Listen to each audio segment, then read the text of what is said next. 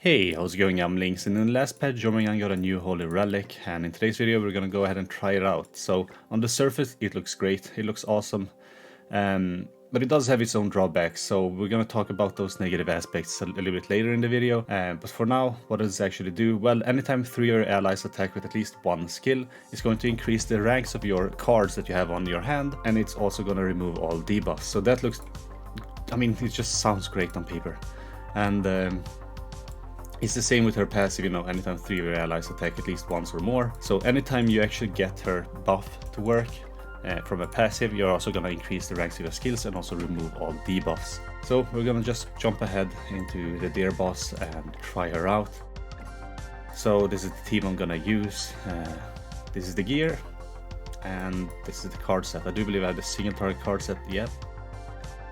But I mean, if you have her and her holy relic, like, it shouldn't be a problem no matter what team you use. We're just gonna go ahead and see how it goes.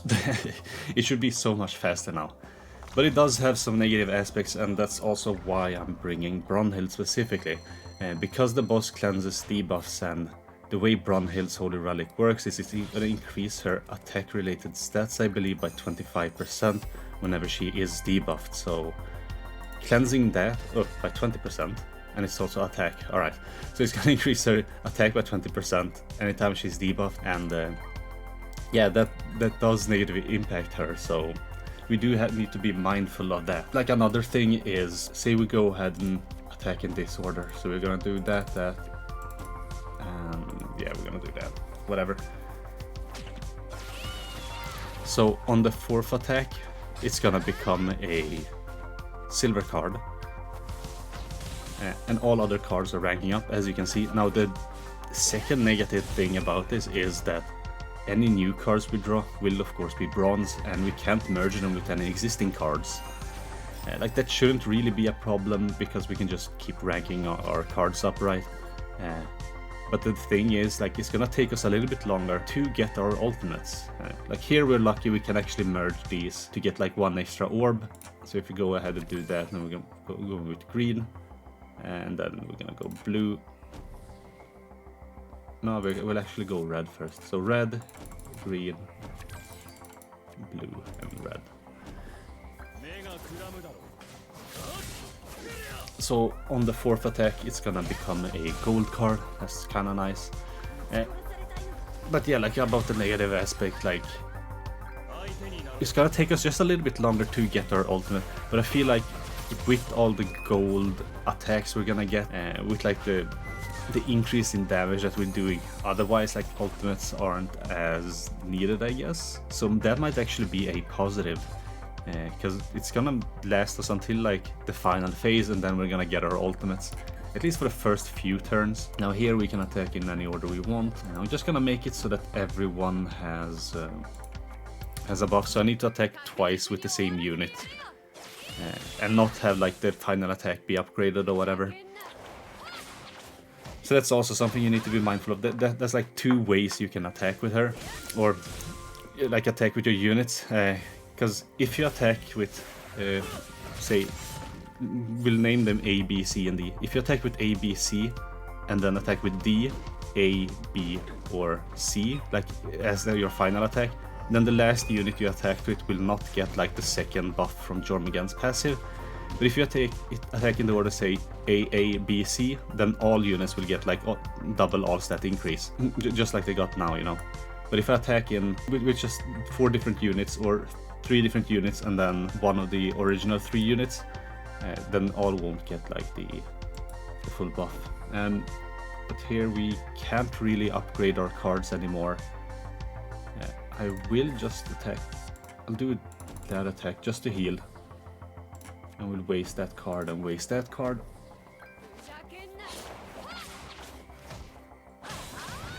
So I mean, phase 1 is super easy. It's always been easy, and yeah. So here we got her ultimate, and now we need to do the color wheel again. So we'll just start with her ultimate then. Green, blue, red, and green. Now this might not kill, which is fine, but at least we're gonna get a gold goal attack here, so yeah, that's some cool animations. Like the camera work on that attack is amazing. Alright, now there is of course also a third negative aspect. So one is the merging for ultimates, the other is the cleansing her debuffs, specifically her, you know, because she needs debuffs to deal more damage. And the boss does apply like, what's it, infect and other such debuffs, you know. But the third one is gonna be more so relevant for like the final phase. Say you have too many silver and gold cards that you're gonna hit damage cap every single time, then you can't really regulate how hard you're gonna hit the boss, because you need to bring him down to like 20%, right? I'm gonna do this, but you need to bring him down to like 20% to actually or above 20%, because if you bring him down below 20% then the boss will fully heal, and like it's so much more difficult to regulate exactly how much damage you're doing if you're attacking in that specific order. But here you're gonna see, because I attacked in this order where I attacked with Milim twice as like the final attack, Milim doesn't, while she did get her card upgraded, she's not benefiting from like these buffs.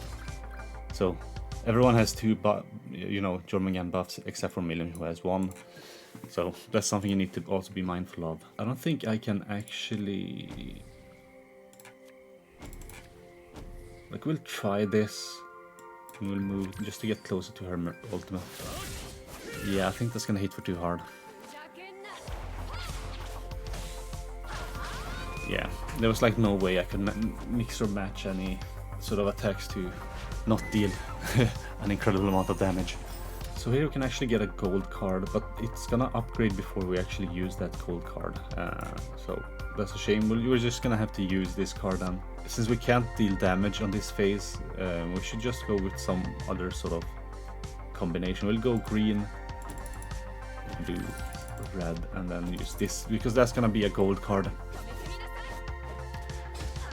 And she will actually get one Jormungand passive, and then it will go away when she attacks. So this attack will include that passive, which just hits damage cap though, so she would have hit damage cap either way, but I just wanted to throw that in there. And yeah, like this is also why I like bringing Jorm. What's it called? Oh my god. Brunhild, because she has a healing ultimate, and yeah, you're getting healing from her single cards as well, but like having the extra healing is kind of nice, like in this situation where I don't have any like healing cards or anything. So oh yeah, we can't start with that one. We need a blue card, so blue, red, green, and blue, and that should finish it off.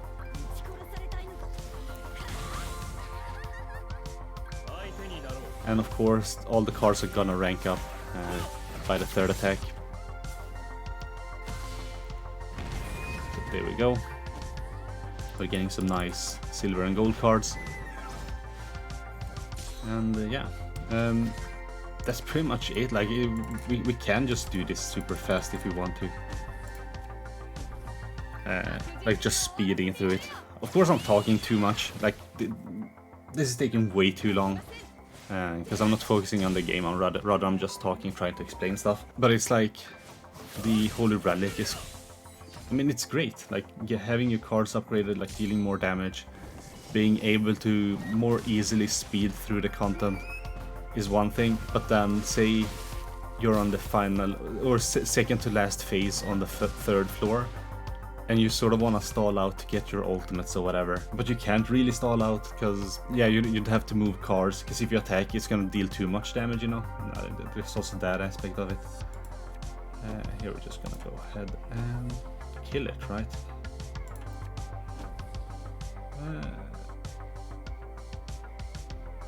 Yeah, I'll move a Brunhild card. Oh wait, it wasn't going to kill it. I thought it was gonna do more damage. Come on, Freyr. Okay, yeah, it did. That's good, that's good. Ah, we got the one where it's gonna remove our ultimates. Yeah, I'll just keep going. I'll show you with this one. So here we are going to go ahead and attack in the order of... So we will start with green. So green, blue, red. And then this is gonna become a gold card.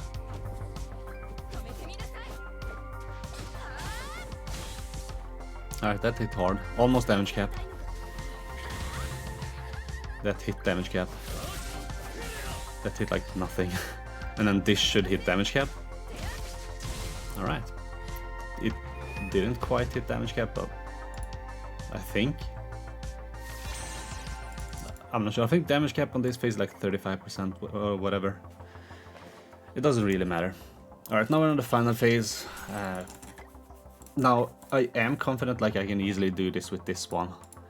Even though it's the worst one to get nowadays. Just because you really want like a Freyr ultimate and all that good stuff, you know. But since we are getting our cards upgraded, like we shouldn't have a problem hitting damage caps and stuff like that. Like I'm only worried about being able to sort of bring it down to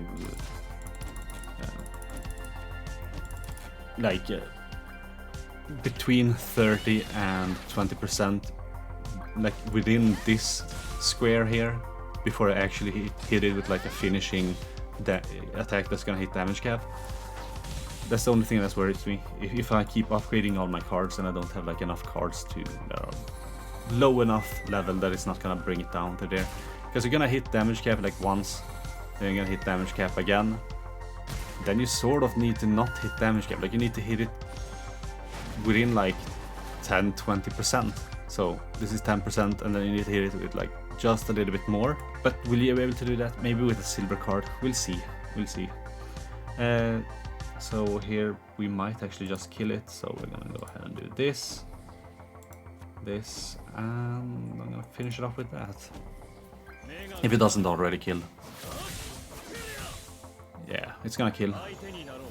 So perhaps I should have gone with 3 different attacks if that's the case. Just to upgrade my cards, you know, so... I mean, this is fine, like the boss isn't too difficult for me nowadays. Because I have my units built up and stuff like that, so... Here we're gonna go ahead and attack with blue first. So blue, red. I will heal, and then blue. Because on this phase you can damage the boss, but on the final phase you can't. So it's like the reverse of floor 2, where on the second phase you can't damage the boss, but on the final phase you can damage it. Because of like the... You need to do the damage wheel to remove like the... or the color wheel to remove the damage debuff, or... well, whatever it is, where he can only take 1 damage or whatever. So next attack is gonna be red.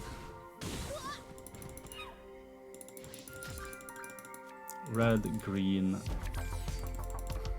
blue, then red, but it's gonna die way before that, so... I'm hoping that this won't do enough damage. Alright, didn't. So we're gonna have at least 2 more silver cards. Here we go. I was hoping her Holy Relic would like make it so that you can attack with any attack with her, and it's gonna count as either red, green, or blue. But I suppose it's fine either way. We'll do it like this, because then that card is also gonna become a gold card.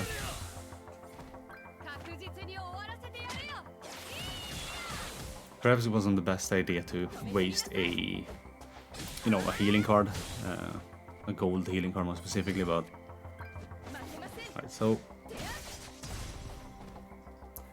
now perhaps I should move some cards. It's not like I'm gonna get their ultimates, but I would like to get their ultimates perhaps the turn after. So, because he will remove 2 Alt Gauge orbs at the start of the turn. So I could potentially get Freyr's ultimate. I'm gonna go ahead and do this. I will waste 1 more Freyr card. Should I move a card? No, I'll use a card, because I do need space for million cards. I need to hope that I get a million card.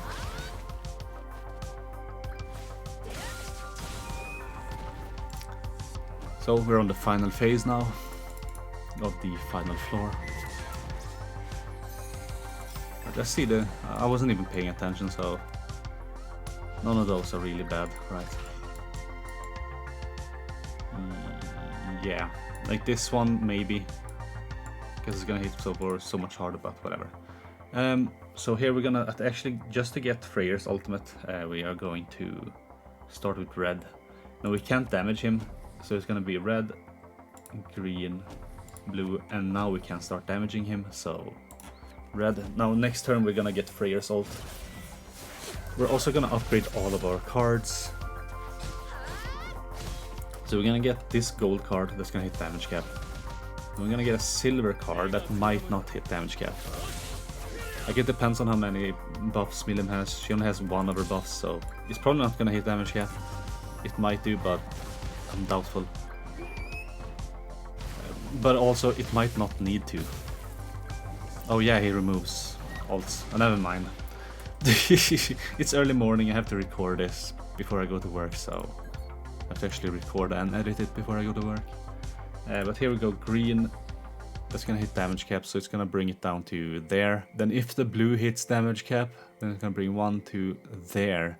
That's gonna be too much. I don't think it's actually gonna hit damage cap, but I don't have a red card that's gonna hit damage cap either. Now that's a problem. Alright, then I'll have to improvise. I'll go green, blue, red. Like, this might bring it down. If this doesn't do too much damage, you know. Okay, now red, don't deal too much.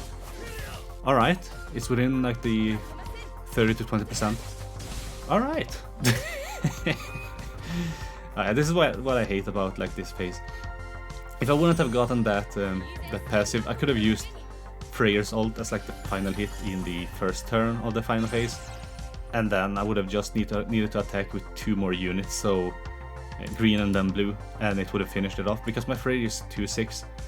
So it's gonna hit for 55% or whatever. Then one hit is gonna bring it down to 25%, and then one more hit, then it's gonna bring it down to 0. So I guess that's one of the aspects that's really good with the Holy Relic for Jormungand, because the Holy Relic is gonna upgrade your card, so it makes it easier to actually hit the damage cap. But yeah, that was the video. That's Jormungand's Holy Relic. Really good. Has its drawbacks, of course, but a really good Holy Relic. So if you have the materials for it, definitely make it. It's gonna make your life a whole lot easier. Like, you don't even need to run with what's she called, Brunhild. Like, you don't need to run with Brunhild, even though it sort of goes against her own Holy Relic, so she won't really benefit too much from it. There are of course so many more units that you can use for the Deer team, but yeah, that was just one example team that I used, and I just wanted to show that it removes her debuffs, but I don't think I really focused on that either, but I did mention it, so there's that. But yeah, anyway, that's gonna be it for this video. That was Jormungand's Holy Relic. Hope you liked it. Thanks for watching, and I guess I'll catch you in the next one. Bye!